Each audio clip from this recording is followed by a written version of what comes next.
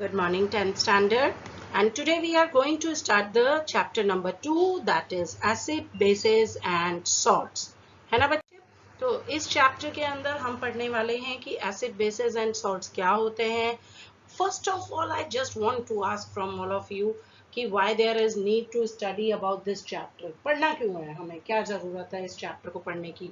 So as we enter in our kitchen and we have seen many times there are the different vegetable fruits lying on our kitchen or that is kept in our fridge, from which few fruits are taste are very sour, few are sweet in nature, few vegetables are bitter in taste. So it becomes very important that why the different vegetables or the fruits are having a different taste. So for that we have to come across that what is basically the chemical present in these fruits or vegetable due to which their taste also gets changed. If we take a raw mango, then it is a sour in taste. If we take a ripened mango, then it is very sweet in taste. So what chemical is changed in the particular one mango because of which it's a nature, or we can say it's a taste change from stage to stage. तो इसी बारे में हम आज बात करेंगे. और इसके लिए हमें ये पता चलना चाहिए कि जनरली हम ये कहते हैं कि जो चीज़ें खट्टी हैं मेरे किचन में उनमें एसिड प्रेजेंट है, और जो चीज़ें बिटर हैं टेस्ट में उनमें क्या प्रेजेंट है, उनके अंदर प्रेजेंट है आपका बेसिस. तो जैसे कि फ्रूट्स हो गए, apple, orange, pineapple, as you can see here all are sour in taste usually. Why? Because they contain acids. Acids की बेटे tendency होती है that it turn blue litmus paper into red. और we can say that acids जो हैं जब water में डाले जाते हैं तो ये produce करते हैं हाइड्रोजन आयंस. ये एक सिंपल से पॉइंट्स हैं जो कि आपको रिमेंबर करने हैं या रिमाइंड रखने हैं. एसिड बेसिकली वो सब्सटेंस है which produces hydrogen ions in water.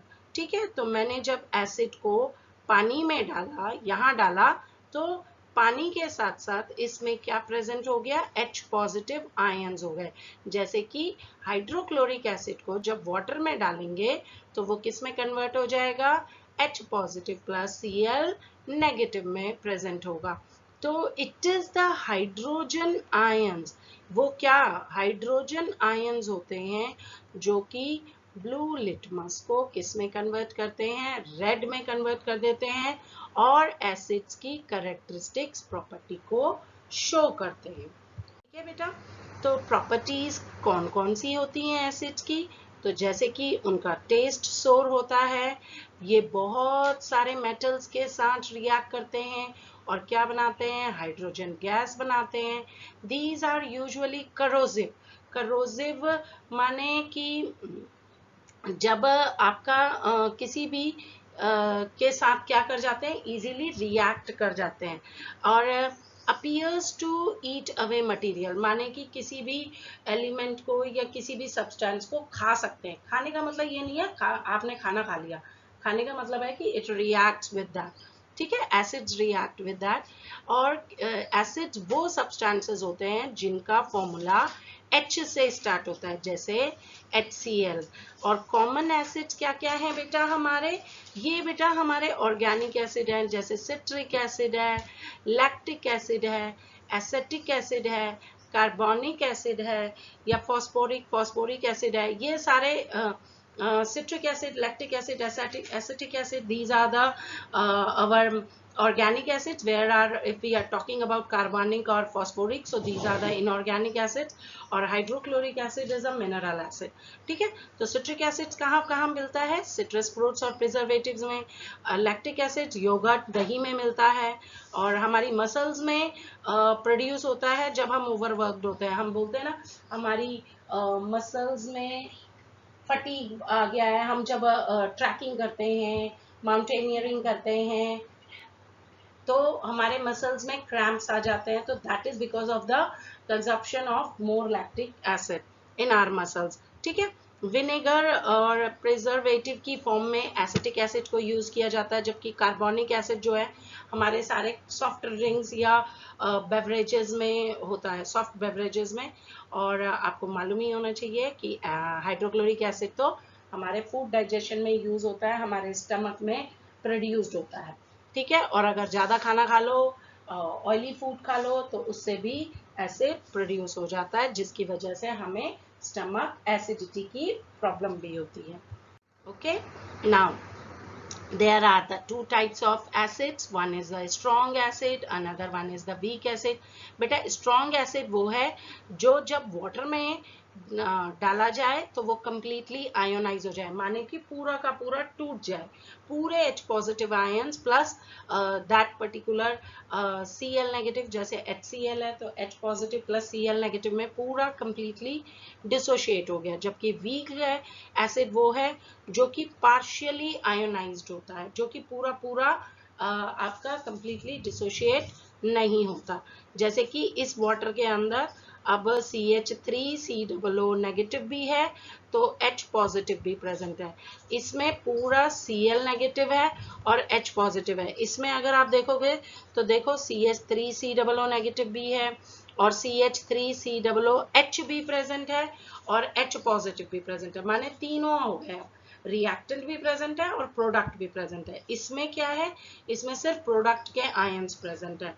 तो weak acid which partially ionized in water means कि few molecules of acid become ions in water। For such acids are acetic acid, जिसे ethanoic भी कहते हैं, citric acid, carbonic acid, जबकि strong acid जो कि completely ionise होते हैं, sulphuric, hydrochloric and nitric acid etcetera. Okay, ठीक है बेटा। नेक्स्ट हमारा आ जाता है बेसिस। तो बेसिस जो होते हैं वो बेटा बेसिकली ऑक्साइड या हाइड्रोक्साइड होते हैं मेटल्स के, like sodium oxide Na2O, sodium hydroxide NaOH, copper oxide CuO, copper hydroxide CuOH whole twice etcetera. Base जो है जब एसिड के साथ रिएक्ट करता है तो सॉल्ट और वाटर देता है, जैसे कि copper oxide plus copper oxide base है, H2SO4 is your acid, it gives a copper sulfate plus water means salt plus water, and this phenomena is known as neutralization। If a base is soluble in water then that is known as alkali। So alkali are the bases which dissolved in water, और हम ये भी कह सकते हैं alkali are the soluble bases which produces hydroxyl ions in water. देखो बेटा, जैसे बेस को जब हम पानी में डालेंगे तो वो क्या रिलीज करेगा, OH नेगेटिव। सो इसीलिए सोडियम हाइड्रोक्साइड भी क्या है, एक एल्कली है, क्योंकि जब इसे वाटर में डिसॉल्व किया जाता है तो it converted into Na positive and OH negative ions. ठीक है, तो यहाँ से हम ये कह सकते हैं कि base is a substance which produce hydroxide ions when placed in water. और बेसिक या आयनिक कंपाउंड्स जो हैं वो डिसॉल्व्ड इन वाटर हो जाते हैं और आयंस जो हैं वो स्प्लिट अपार्ट होते हैं, जैसे कि यहाँ दिखाया हुआ है। ठीक है, ये Na है, ये OH है ब्लू कलर का, वाटर में डालते ही Na प्लस रेड आयंस अलग हो गए और OH नेगेटिव आयंस अलग हो गए। बेसिस की प्रॉपर्टीज या कैरेक्टरिस्टिक्स हैं that it taste bitter, it feels slippery, these are also corrosive in nature, and these ends with a formula that is OH negative। like broccoli में base होता है बेटा, soap solutions और soap which you are using including shampoos etc that also consist of base। Common basis examples हैं हमारे ammonia, sodium hydroxide, magnesium hydroxide. Ammonia आपको मालूम ही होगा क्लीनर्स में और फर्टिलाइजर्स में यूज किया जाता है। Sodium hydroxide is the main component in soaps and drain cleaners, whereas magnesium hydroxide anti acids की तरह यूज होती है। ठीक है बच्चे, so difference between base and alkali मैं बता ही चुकी हूँ। Alkali are those bases which are soluble in water and which releases hydroxyl ions when dissolved in water.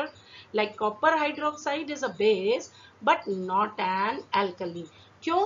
क्योंकि ये इनसॉल्युबल इन वाटर है और इसलिए ये हाइड्रोक्साइड्स आयंस वाटर में नहीं दे सकता. तो this statement is very very important that all alkalis are bases but all bases are not alkalis. ठीक है.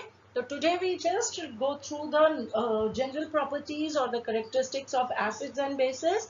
हमने कहा acid वो chemical substance जिनमें H positive ions होंगे, bases वो chemical substances जिनमें OH negative ions होंगे, acid sour in taste है, bases bitter in taste है, bases वो bases जो कि water में dissolve हो जाते हैं उन्हें हम alkali भी कहते हैं, जैसे कि NOH, KOH, NH3, CaOH whole twice, calcium hydroxide which we called up, all these are the alkalis.